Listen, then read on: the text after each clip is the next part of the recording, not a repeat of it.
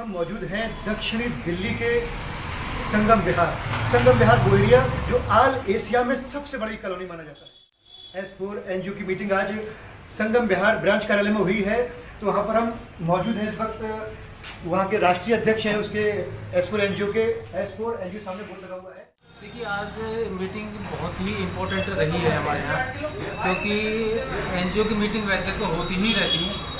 आज इसलिए भी खास है कि हमने आज से लगभग 5 या 6 महीने पहले एक नई शख्सियत को हमने ज्वाइनिंग कराया था, जिनका नाम मोहन बी मेरिया जी हैं, जो कच्छ जिला गुजरात से हैं।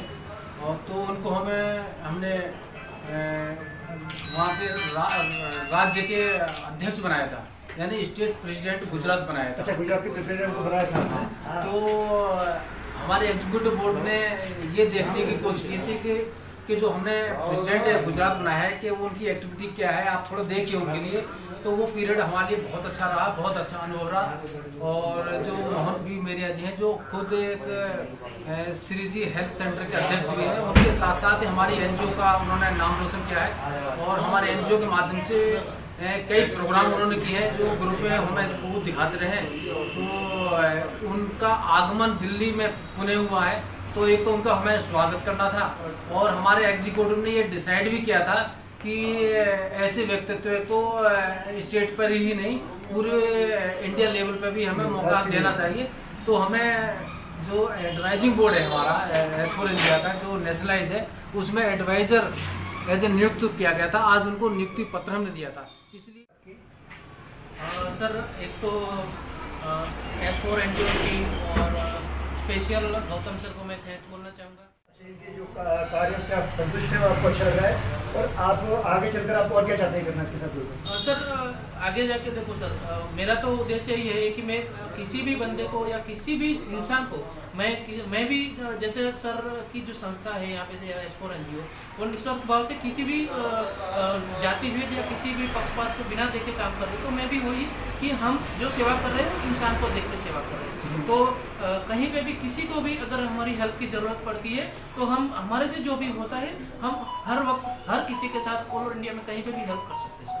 आज आपको जिम्मेदारी क्या मिली है जो आपको बता रहे हैं, याद किया गया आपको? जिम्मेदारी में सर देखिए, एक तो मुझे स्टेट प्रेसिडेंट जो बनाया गया था, तो वो भी मेरे लिए बहुत बड़ी बात हुई। और दूसरी चीज़ कि अभी एडवर्टाइजिंग बोर्ड में मुझे जो सलाहकार के रूप में मुझे नियुक्त किया गया है, तो ये भी मेरे लिए बहुत बड़ी बात है। क्योंकि पहले तो मुझे खाली स्टेट के लिए काम करना था, अभी मुझे पूरे इंडिया के लिए काम करना है। तो इसके लिए अभी एक बार फिर से भी एडवर्टाइजिंग बोर्ड और सर और पूरी टीम को मैं दिल से शुक्रिया करता हूँ। ठीक है, बहुत बहुत मुबारकबाद जी। ऐसा है कि इसका आपका तो रहा ही है। दूसरा है कि हमारे जो संस्थाओं में अधिकतर जो लोग हैं, लगभग अधिकतर 90% ऐसे लोग जुड़े हुए हैं हमारे एडवाइजिंग बोर्ड और एग्जीक्यूटिव बोर्ड में, जो पद के बिल्कुल भी लालची नहीं है। कभी कभी अगर हमने उनको ऊपर प्रमोशन किया तब भी वो खुश रहे। कभी किसी दूसरे व्यक्ति को लाने के लिए अगर कभी उनको नीचे भी लाया गया, तो कभी उन्होंने ऐसा फील नहीं किया कि मुझे नीचा कर दिया गया। उनका उद्देश्य है कि NGO बढ़नी चाहिए। अगर मेरे जो कोई अच्छा आदमी आता है तो उससे खुशी होती है। यानी आपके जो NGO में लोग जुड़े हुए हैं, उन्हें ये जरूरत नहीं है कि पद बड़ा हो या छोटा हो, अगर उनसे अच्छा कोई और सक्रिय काम करने वाला है, वो बाद में है, तभी उसको अगर आगे पहुंचा दिया जाए तो कोई फर्क नहीं पड़ता, खुश होते हैं लोग। उसी कड़ी में हमारे जो राष्ट्रीय लेवल पे संरक्षक थे हमारे धर्मपाल सिंह जी, हमारे साथ बैठे हुए जी। तो तो उनको हमने उनके पद को उन्हें बिना बताए हमने उनको रिमूव किया उनसे। और हमने वो कुछ सरप्राइज रखा, क्योंकि हम ये भी चाहते हैं कि मान सम्मान किसी का घटे नहीं, हमेशा बढ़ता रहे। अगर किसी दिन अगर मुझे भी अपना पोस्ट अगर छोड़नी पड़ी, अगर ऐसा व्यक्ति मिल जाता है कि वास्तव ये NGO को चलाएगा और इसमें 4 चांद लगाएगा, तो मैं अपनी NGO को खुशी उस दिन त्याग पत्र दे दूंगा और मैं एज ए वर्कर रह के काम करूंगा। तो इसी कड़ी में जो हमारे धर्मपाल साहब हैं, उनको संरक्षक पद के जगह पर हमने दूसरे व्यक्तित्व हमारे सामने आए हुए हैं, तो उनको भी मनोनीत किया गया है। आज उनको ऑफर लेटर दिया है, और उनके बाद में बताऊंगा। पहले धर्मपाल जी से मैं निवेदन करूँगा कि हमारे एग्जीक्यूटिव बोर्ड ने यह फाइनल किया है कि जब संरक्षक पद उनके पास नहीं रहा है, तो एग्जीक्यूटिव बोर्ड में उन्हें सीनियर चेयरमैन के लिए हमने एक ऑफर लेटर दिया है और सभी की सहमति भी हुई है। तो इस पर अगर स्वीकृति उनकी मिल गई है, आप उनसे बात कर सकते हैं जी। 24/7 न्यूज़ की जानिब से आपको चेयरमैन एज पर एनजीओ बनने के लिए बहुत बहुत मुबारकबाद। मैं सबसे पहले आपका न्यूज़ BBC न्यूज़ को धन्यवाद करना चाहूँगा कि उन्होंने हमारी ये सारी NGO की जो एक्टिविटी को कवरेज करने के लिए यहाँ पे अपना समय दिया। अब मैं ये कहना चाहूँगा कि सर ये जो NGO S4 NGO है, जी जी जी, इन्होंने हमारी NGO के बेसिस पे जो काम हो रहे हैं ये रियली में ग्राउंड लेवल पर होते हैं। यहाँ पे खाली दिखावा के लिए लोग नहीं आते। हमारी टीम के अंदर जितने भी साथियों को जो जोड़ा जाता है, हमारी भी इच्छा यही होती है कि सब लोग जो काम करें वो निस्वार्थ भाव से काम करें।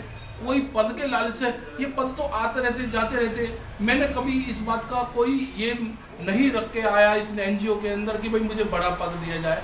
हमारा मकसद, दिली इच्छा ये है कि हम समाज के लिए, देश के लिए हाँ, लोगों के लिए उनकी सेवा करें। और यही मकसद आगे जब तक हम इसमें रहेंगे, यही मकसद लेके हम रहेंगे कि हमें पद से कोई ज़्यादा जो है लालच नहीं है।